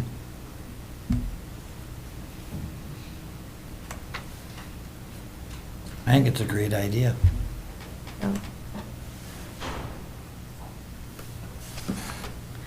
I think it's really nice that the community is accepting of change. So, This is an ambitious project, and I think that it's, yeah. we're kind of overdue for something on this scale. Anyone wish to make a motion? I would motion to approve with the condition as written. Second. Okay, motion made and seconded. Any further comment? All in favor? Aye. Aye. Opposed? Motion carries. Thank you. And it goes now to the county county commissioners for their approval. Okay. Is there a motion to adjourn? So moved, Madam Chair. I'll second it. We're adjourned. Okay, we're adjourned. We'll take a few-minute break. I gotta go find my phone. Yeah, I will, I'd recommend a couple-minute break here before we start the next.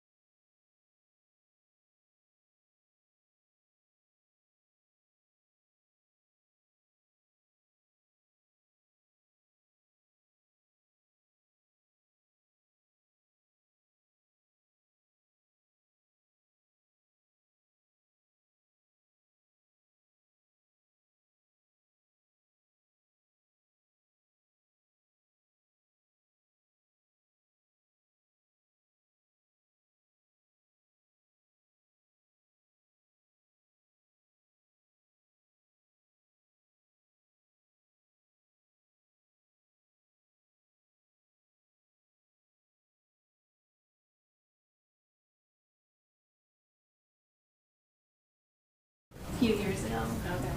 Put a window in upstairs, lift everything in. But it's a beautiful But lot. then- I was on crack with this. I am glad that's done. I hope we did it well. I think we got what we needed. I did too. Appreciate it. Okay, we back to strength there? Yep. Okay, I will now call the Board of Adjustment meeting to order at 6:36. First, are there any adjustments to the agenda or the minutes? Yes. I mean, Mr. Chair, it's been requested by the applicant to move item 2C to the 2A spot, since we just had that planning commission hearing regarding that item for its variance request. Okay, we've had an adjustment. Is there any other comments, or is there a motion to approve the minutes and the agenda as amended? I'll move. So moved. Is there a second? I'll second. It's been moved and seconded to proceed to approve the Board of Adjustment minutes and agenda as modified. We'll move on to new business. Item A. Neva. Thank you, Mr. Chair.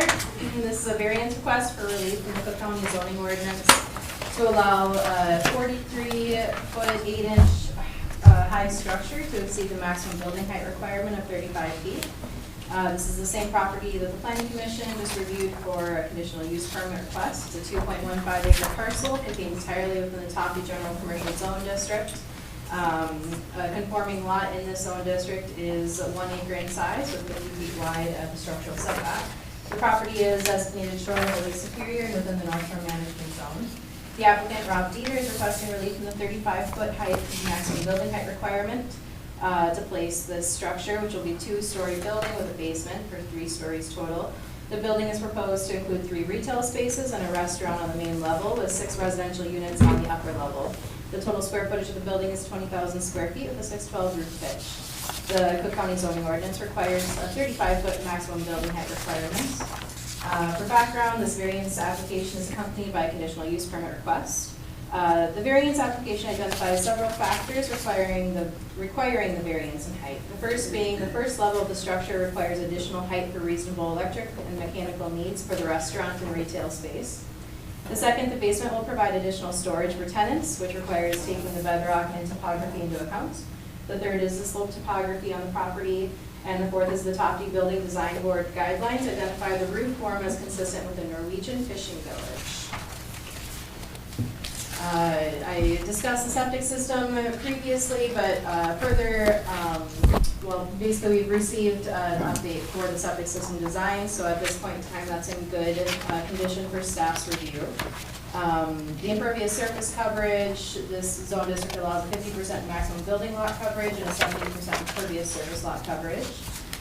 This is a more relaxed impervious surface coverage amounts than normal standards of the North Shore Management Zone. There is an accompanying stormwater study which basically requests or identifies the need for a filtration basin, which would need management. There are no issues with wetlands on this lot. The existing site is mostly grass covered and slopes about 5 to 6% from Highway 61 down to Tofte Park Road in Lake Superior. For public noticing, the application was legally noticed in the Cook County News Herald on August 19th. There was 27 letters of notification sent to adjacent property owners as well as county departments, Minnesota DNR hydrologist, and the North Shore Management Board. The application included a letter from the Taffy Design Review Board. The North Shore Management Board provided written comments opposed to the variance request. Additionally, 2 public comments have been received in land services by the public comment period.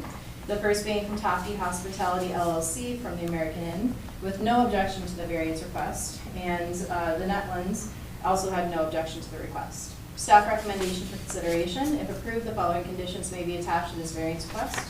No component of the roof may exceed 44-foot elevation, and the accompanying stormwater management plan shall include the filtration basin as proposed in the stormwater management plan. That's all I have for you, Mr. Chair. Thank you, Neva. Mr. Dieter, welcome back.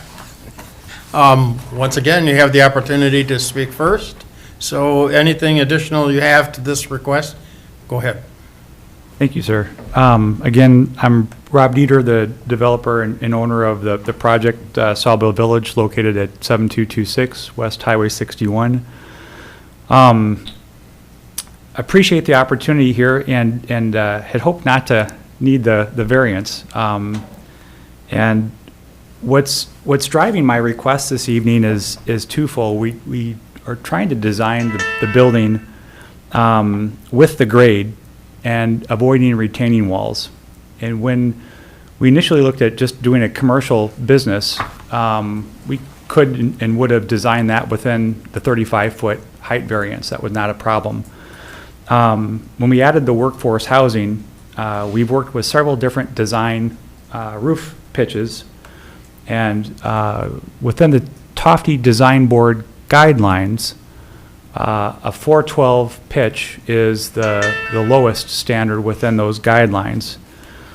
We started out with a 912, which well exceeded it, and 612 put us at 39 feet in the front, but because of the slope of the lot, it's longer in the back.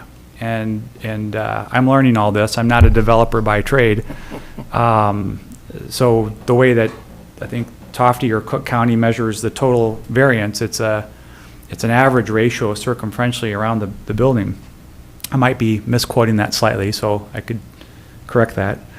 But if we, a little sensitive to what does 39 from the front look like, and my neighbor across the street is the American N, and so I met with Dennis Risdahl and Senya, the general manager, just to get their perspective. And as you can see in the packet, there are pictures taken from the American N that kind of superimpose where the building would be.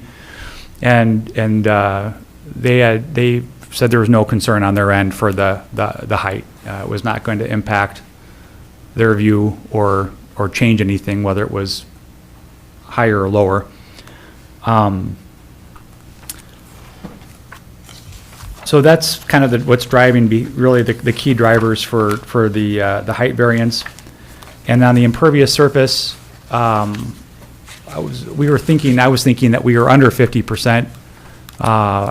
We understand now we're just slightly over at 51.7%. We think we might be able to make some moderations with the patio area on the back, which would decrease square footage, and we could create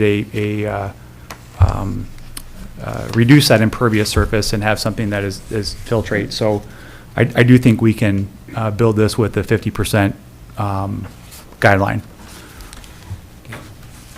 Thank you. That it? Thank you.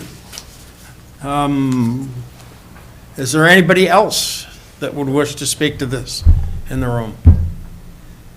Hearing none, we'll close the comments to the public and bring it to the board. So, commissioners, what do you think? I'm okay with it. I think you should go for it. I think that to meet the design standards, it needs to be done.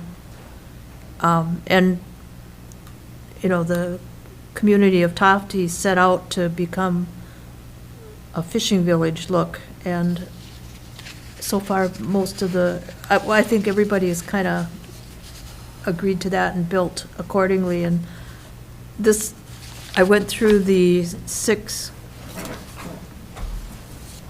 criteria, and I think we can meet each one. So I think it's a good project. Okay. I make a motion to approve it. Okay, it has been moved. Is there a second? Is that with the 2 conditions as written? Yeah, it's just way. I would second. Okay, it's been moved and seconded with the conditions proposed. Is there any further discussion on the matter? Looks like there's no dissent up here. With that, I'll ask for a vote. All those in favor signify by saying aye. Aye. Opposed, same sign. carried. Thank you. You are free to walk about the cabin or something. Next item. Back onto the agenda. Jonathan Benson, variance request for relief from Cook County zoning ordinance number 37, section 4.09C, 4.A, to place an addition to the primary dwelling at a reduced state highway road setback from Highway 61, where a minimum of 130 feet is required at 7774 West Highway 61. Property identification is 20-280-0040, file reference number 2022-17V. Neva. Thank you, Mr. Chair. The applicant, Jonathan Benson, is requesting relief from the road setback requirements from State Highway 61 to add an 80-square-foot front entry roof overhang onto his house in Schroeder. The roof overhang would encroach 4 feet into the 130-foot road setback requirements. This parcel is within the Gunderson addition plat, which was established in 1984. No variances have been required for the development of this lot to date. According to Cook County Assessor's records, the house was built in 1963 and the detached garage was built in 1964. I have highlighted the ordinance citation. What's unique kind of in this area with this zone district and R1 single-family residential district is that the structure setback from state highway is 130 feet, except for private garages, which is 100 feet. So that's how the garage is, well, the garage was put there before zoning standards anyway, but it's just a curious ordinance requirement, that is to say. There will be no impact to wetlands or impervious surface requirements as a result of the proposed development, and the septic compliance inspection will be required. I believe the applicant has already begun filling out this paperwork to do that septic compliance inspection. The public noticing was completed on August 19th in the Cook County News Herald. 13 letters of notification were sent to adjacent property owners as well as county departments and DNR hydrologists and the North Shore Management Board. One comment was received from MnDOT, which stated there were no issues with the proposed variance request as submitted. Additionally, one comment was received from the North Shore Management Board saying it did not support approval. They did follow up with me since I sent out the staff narrative with a little bit of clarification with their letter. They wanted me to add to their letter saying, notably, the North Shore Management Board staff recognizes that the proposed improvement appears to be a minor expansion of an existing access stairway with limited impacts on neighboring properties or travelers of the highway. Going on, there were no other written comments submitted from adjacent property owners. Staff recommendation, this request appears to be a minimal encroachment into the structure setback and the existing garage is closer to the highway than the proposed addition. The road authority, MnDOT, has no objection to this request. In accordance with the septic ordinance, a compliance inspection will be required with the issuance of a land use permit. That's all I have, Mr. Chair. Okay. Thank you. Who are we looking for today? Jonathan Benson, if you're here, all right? Go ahead and step to the microphone, identify yourself, and make your comments.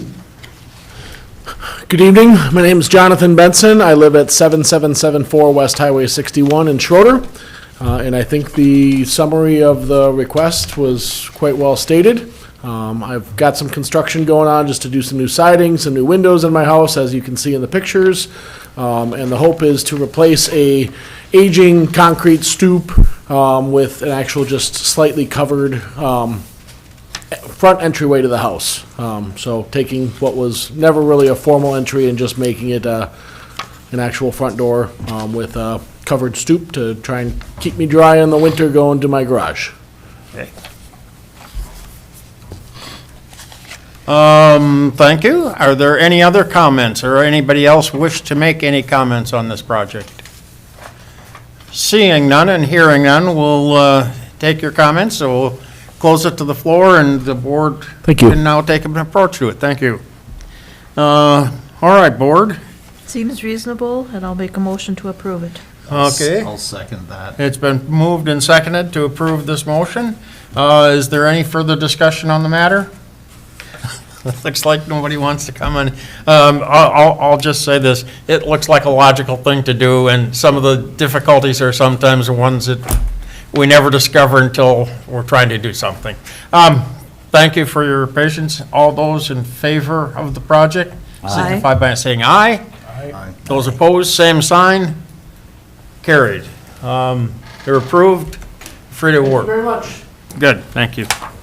All right, moving right along. Item C, Laura Hires. Variance request for relief from Cook County zoning ordinance number 37, section 7.05, to place an accessory structure, a bathhouse, in a reduced ordinary high water level setback from Onagon Lake where a minimum of 100 feet is required at 31 Onagon Lake Road. Property identification is 49-632-2205, file reference number 2022-18V. Neva. Thank you, Mr. Chair. Our applicant, I believe, is calling in on the call-in line, so I'd just like to double check to see if she's here and she knows that it's her turn. Lori, are you on the phone? I am on the phone, yes. Okay, sounds good. I'm going to begin my narrative, and then the chair will let you know when it's your turn to speak, okay? Thank you. Yep. Okay. All right, Mr. Chair, the applicant, Lori Hires, is requesting relief from the shoreline setback requirements of Onagon Lake to place an 8 by 14-foot bathhouse 89 feet from Onagon Lake. Additionally, the applicant requests add an awning onto the existing cabin, which received a variance in 2021 and is approximately 97 feet from Onagon Lake. The applicant has identified difficulties in complying with the ordinance standards due to existing wetlands, shoreline, and easement and topography. Onagon Lake is a special recreational development lake, which has a 100-foot building setback requirements. The applicant purchased the property in 2019. Its 1.1 acres was a part of a 1996 subdivision, which, given shoreline constraints at the time, results in the creation of a non-conforming parcel. The parcel's nonconformity was addressed by a 1999 variance, which afforded relief from the minimum lot size on Onagon Lake to construct a cabin. Thereafter, a small cabin was constructed and remained on site until its demise in the Ham Lake Fire of 2007. Following her purchase, Ms. Hires engaged in multiple conversations with land services, focusing on a conservative build-out while recognizing landscape constraints. Those constraints include wetland resources, topography along the water frontage with Onagon Lake, and the setback requirements. Wetland features account for 0.36 acres or 33% of the property's landscape. Natural features notwithstanding, there's also an easement in place through the Hires property, connecting the property to the west. That easement was first identified in 1995 and expanded in 2019 as a part of the Hires purchase. As suggested by its placement, the easement has likely compromised some of the buildable areas on her property. In 2021, a variance was approved to allow a 16 by 30-foot cabin to be placed 85 feet from the shoreline. 3 conditions were established as a part of that approval. 1, no structure or component thereof shall be closer than 80 feet from the lake. The property shall conform to Cook County septic requirements, and setback distances shall be verified by land services. The shoreline of Onagon Lake is sparsely developed with 3 adjacent properties supporting residential structures. All dwellings are on eastern shoreline and all meet the required 100-foot structure setback. 1 variance was noted, that being in 2016 variance for setback relief from Onagon Lake Road for a storage structure and woodshed. The property has a septic holding tank on site. This proposed bathhouse location would be between the septic tank and the main cabin. There are no issues with impervious surface coverage. The wetlands delineation was completed some time ago and has 33% of the property's landscape with wetlands. The slope along Onagon Lake shoreline ranges from 16 to 28%, but does not qualify as a bluff. For public noticing, the application was legally noticed in the Cook County News Herald on August 19th. 23 letters of notification were sent to adjacent property owners as well as county departments and the DNR hydrologist. No comments have been received in land services by the comment deadline. This parcel does have multiple contributing factors which impede development at conforming setback locations. Both the awning and bathhouse are proposed to be setback at distances meeting the 2021 variance approval condition of 80 feet minimum. The bathhouse location is directly in line with the cabin and the septic tank and would not further encroach into the setback. If approved, the following conditions may be attached to this request. No vegetation shall be removed from the shore impact zone. No component of the proposed construction may be closer than 80 feet from the ordinary high water level of Onagon Lake. Thank you. Is there anyone in the room, Lori Hires, to speak to this issue? Oh, on the phone. On the phone, that's right. That's why I can't see you. Go ahead. You have the floor. Okay. Hi, everyone. Thank you for taking the time to review this. I have been working with land services and trying to figure out the best way to do this. I guess the biggest argument for why hopefully this would be okay is the building I'm proposing is between the septic holding tank and the cabin that is there, so it's not even kind of creating any new footprint in any other area. It's exactly between the holding tank intake pipe and the house, so there's really nowhere else they can go, and I worked really hard to plan where the septic holding tank would go before this building was proposed, and I didn't actually know that I would have to propose, because I thought if it was small, then I didn't have to have a variance, but they thought it was safe to have it reviewed, and so it is being reviewed. But I guess it was kind of part of the imagined plan at some point that this would be the building where I would be able to have the bathroom that would feed into the septic holding tank that I got permitted and put in, I guess, a year and a half ago maybe. So that's all set, and it's in this very small space between the building and the septic tank. I don't know what else I can say exactly. It's a very little space to be able to put anything, and it's small. It's a small building, and it's a small, tiny little bathroom building. Okay, anything further? All right.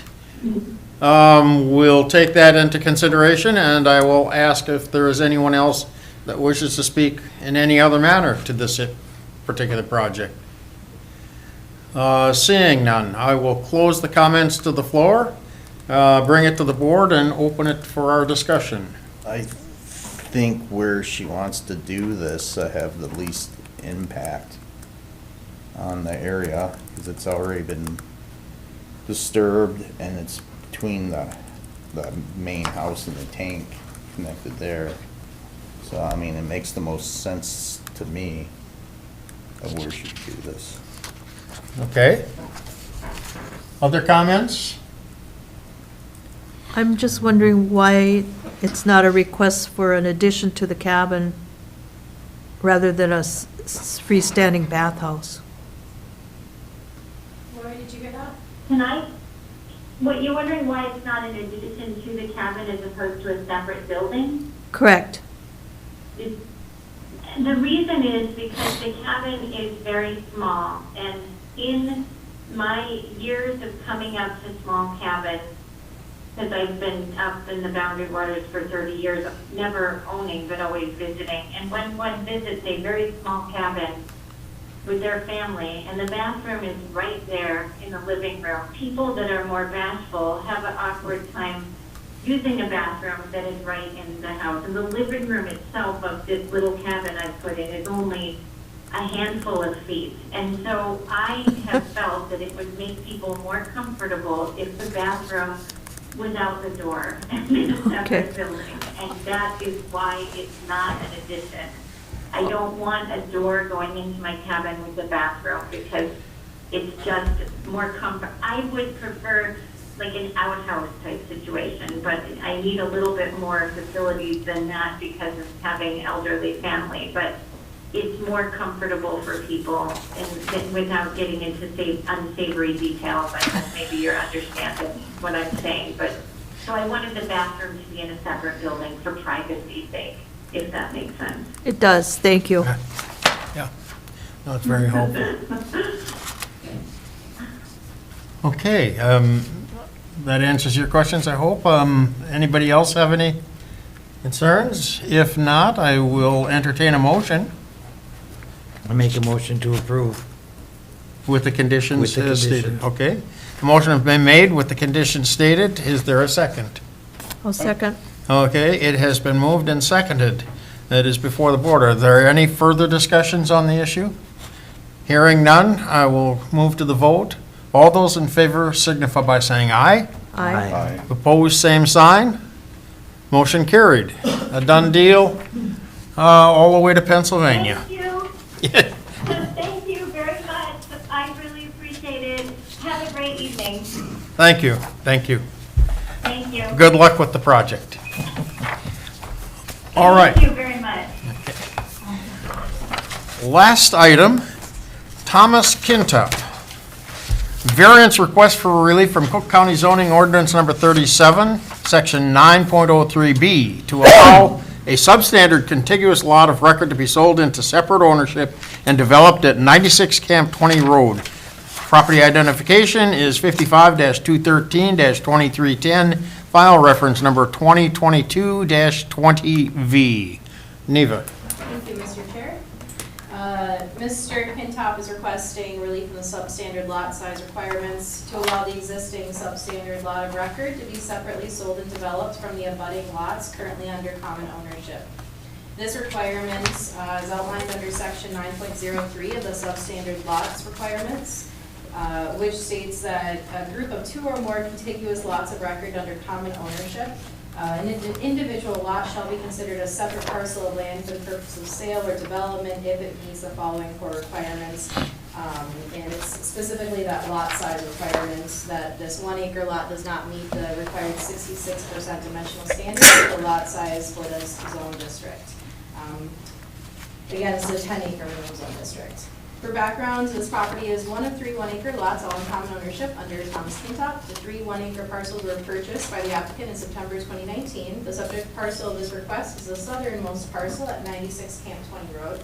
The application states that the current property owners intend to combine the northerly 2 1-acre parcels into 1 parcel.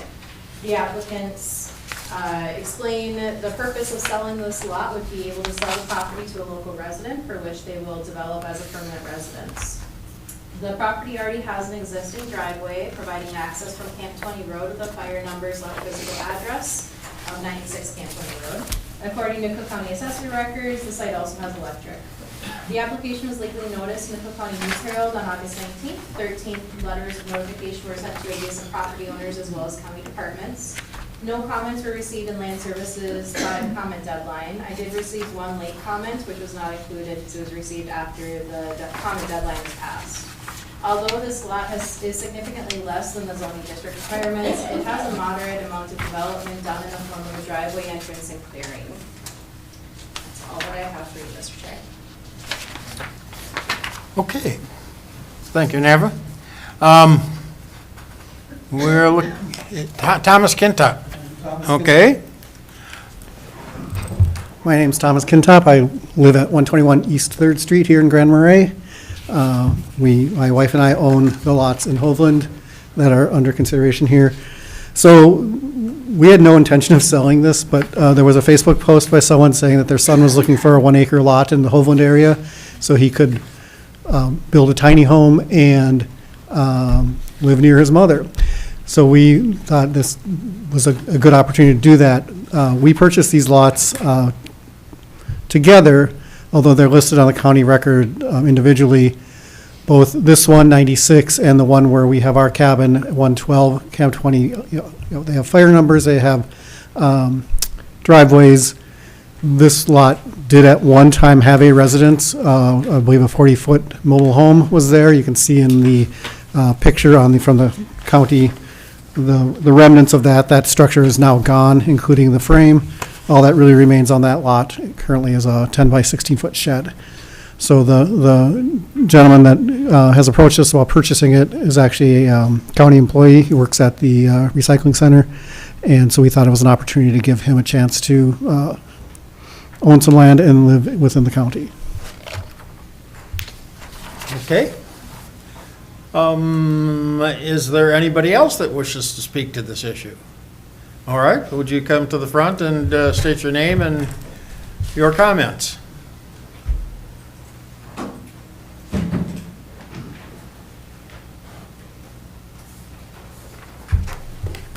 Mr. Chair, Board, my name is Gary Weber. Address is 7222 Oneika Lake Boulevard, Hugo, Minnesota. I'm here representing Weber Freedom Llc. To make it simple, we own the 60 acres south of those 3 1 acre lots. To give you a little history, back in the 50s, before that there was never any electricity running up Camp 20 Road or 69, as far as I know. my grandfather, along with the electric company, and the 80 acres north of our land was owned by a paper company. And so the Arrowhead Electric needed 3 more property owners to bring the electricity up to the North Country. And so they came up with this idea of making 3 lots, which the paper company donated to 3 of their employees, which gave enough residents, or not residents, but owners, so that electric could be run up there. Well, in 1990, the previous owner of these 3-acre lots came up with an idea to put an easement to the south of the 3 lots. Well, she and a surveyor, I don't know who it was, but they never notified us or anything. But, well, just to go back a step, my great uncle and aunt homesteaded the land, and they had it surveyed, and they put a fence along the north part of their land. And that was before World War I. Well, since then, the cattle are gone, and the fence is in disrepair. But the fence is still there. So,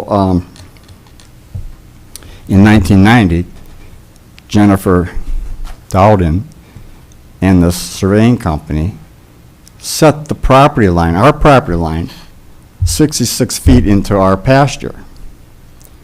Never told anybody. We didn't know anything about this until 2021, which I happened to be hunting on the north part of our property, and here there's a road going in. And so the next summer or whatnot, I don't know, but we caught him on the land cutting trees on our land. So since then, we've been coming up with a lot of evidence. We've hired a surveyor, talked to the surveyor here in town, and we're coming up with more evidence to move the property line back where it's supposed to be. Well, by doing that, it would move the easement of 66 feet onto the 1-acre lot. So the 1-acre lot would become 134 feet by 217 instead of 200 by 217. So we're getting evidence to do a lawsuit or whatever we have to do, get our property line back. That's where it stands right now. We're close to having enough evidence from our surveyor and other people that there are a lot of problems with the surveying in that little area. So we believe it's going to be put back to where it should be very soon. Thank you. Okay. Is there anybody else in the room that wishes to make comment? Go ahead. All right, you can address, respond. So I'd just like to add that, again, this is, I believe, I understand their concern. I believe it's outside our request, unless it impacts the survey of our 1-acre property. My guess is that instead the 66 feet that he's discussing would just disappear. And the gentleman that owns the 17 acres behind us, who is using that as an easement right now, would lose access to his land. But that's just my opinion as to how I interpret the way the lots are laid out. Okay. But this would go back to Jennifer Dowden, who sold that 17 acres off. She still currently owns an additional 40 back there, but she sold these 17 off to this gentleman last year, and he did carve through an access path along the edge of this lot. Okay. The gal has had her hand up. Was there somebody else that had a comment? You did? Okay. Go ahead. Yes, please. I'm Bonnie Weber, I'm his wife in Hugo. I guess the only point we're making is that lot's going to be even smaller than 1 acre if we prevail in establishing that property line at a different location than where it is now, and it goes farther north. It will make that 1 acre lot even smaller. That was my only point. So, that was my only point. Okay. Seems everybody's had a chance to make a comment, so at this point, I will close the floor to comments and withdraw it to the board. Comments from the board, please. I don't think we can make a good decision. I'm sorry? I don't think we can make a good decision with this Okay. information. I kind of agree, it sounds like a mess. I would like to hear Molly's opinion if she's willing to give it. Happy to. So right now you have it sounds like the Webbers are preparing to file a lawsuit to, modify the property description or move the property line. I think you should we should be reluctant to use a hypothetical lawsuit with a hypothetical verdict in favor of the Webbers as a reason to deny a request for a variance. That is my first impression. Right now, the property descriptions are what they are. I would not advise us to get in the middle of a property dispute between adjacent landowners. Okay, thank you. I think what I'm hearing here is that what we are deciding is not the property line issue. That's a separate issue that can be taken to the courts in other manners and has other courses for response. Our presentation to us is about a specific proposal on a specific parcel that is currently recognized as a legal parcel, and that we need to make a decision based on that and not any potential future lawsuits. Based on that, I will listen to other comments from other board members. I'm wondering if this has been surveyed, and if there's room for a well, a septic, a residence, and those things. That was my question before this came up, and that was what I was wondering, because this is creating a home site, and, today it's a tiny house, the next, 2 years from now, it might be a McMansion. So, once it's approved as a lot, then they can build. But I'm not, I don't think we can put a condition like that on that. No. We don't have the authority to do that. My condition because is, this has law- it been evaluated with septic and well to know that it's a home site? And there's room to meet setbacks. If it's an approved lot, can you meet the side yard and the front yard and your little piece of ground gets pretty small. Okay. Has that been done? Neva? That wasn't accompanying the application. My understanding, there hasn't been a well put in or a septic done yet. I will say from my on-site visit, it's a pretty standard 1 acre lot.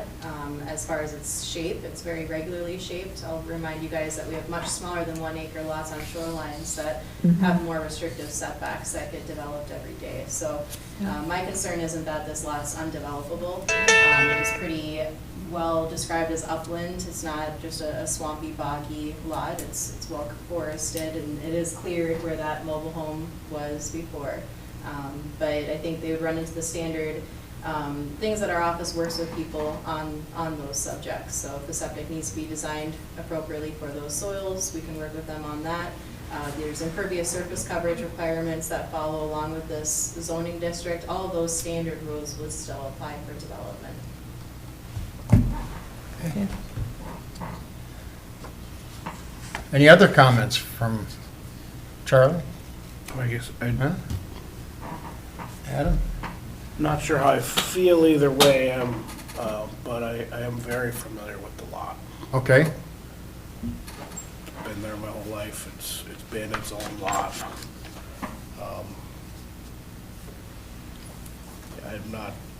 I'm still thinking about how I feel about this. I'm wondering when it will, do you get one tax statement? We have three. Okay. Okay. Makes paying online Yeah. Sorry. Like I said, and we would then combine the other two into a single lot, so this would come up again for someone trying to split if we chose to sell in the future.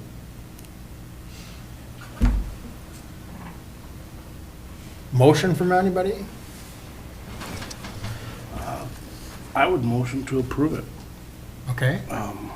I definitely hear the Weber's comments, and I think we can't really consider them at the moment, and given the application we have, I would motion we approve it.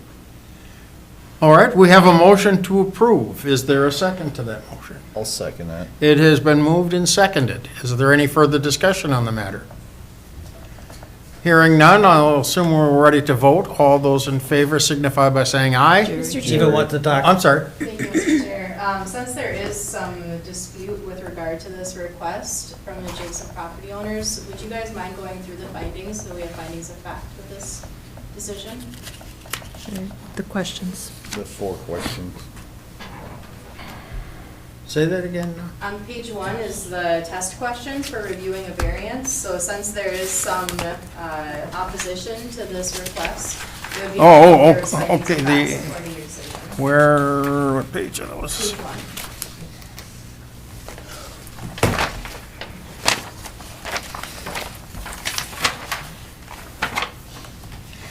Okay, let's go down these. Is the variance consistent with the goals and policies of the Comprehensive Land Use Guide Plan and in harmony with the general purpose and intent of the Cook County zoning ordinance? Okay, the consensus is that we're okay on that. Is the proposed use of the property allowed in the land use district in which the property is located? Well, it's been its own lot for ever. Okay. Is the property owner proposing to use the property in a reasonable manner not permitted by the Cook County zoning ordinance? I don't think that's the case either. Issues are different. Has the property owner established that the practical difficulty involved is due to circumstances unique to the property and not created by the property owner? I think we're okay there, too. Will approving the variance maintain the essential character of the locality? Will it harm it? I don't think we're afoul of that one either. No comments? Okay. Has the property owner established that the practical difficulty involved involves more than economic considerations alone? Yeah, I think so. What? Are there any, your opinions?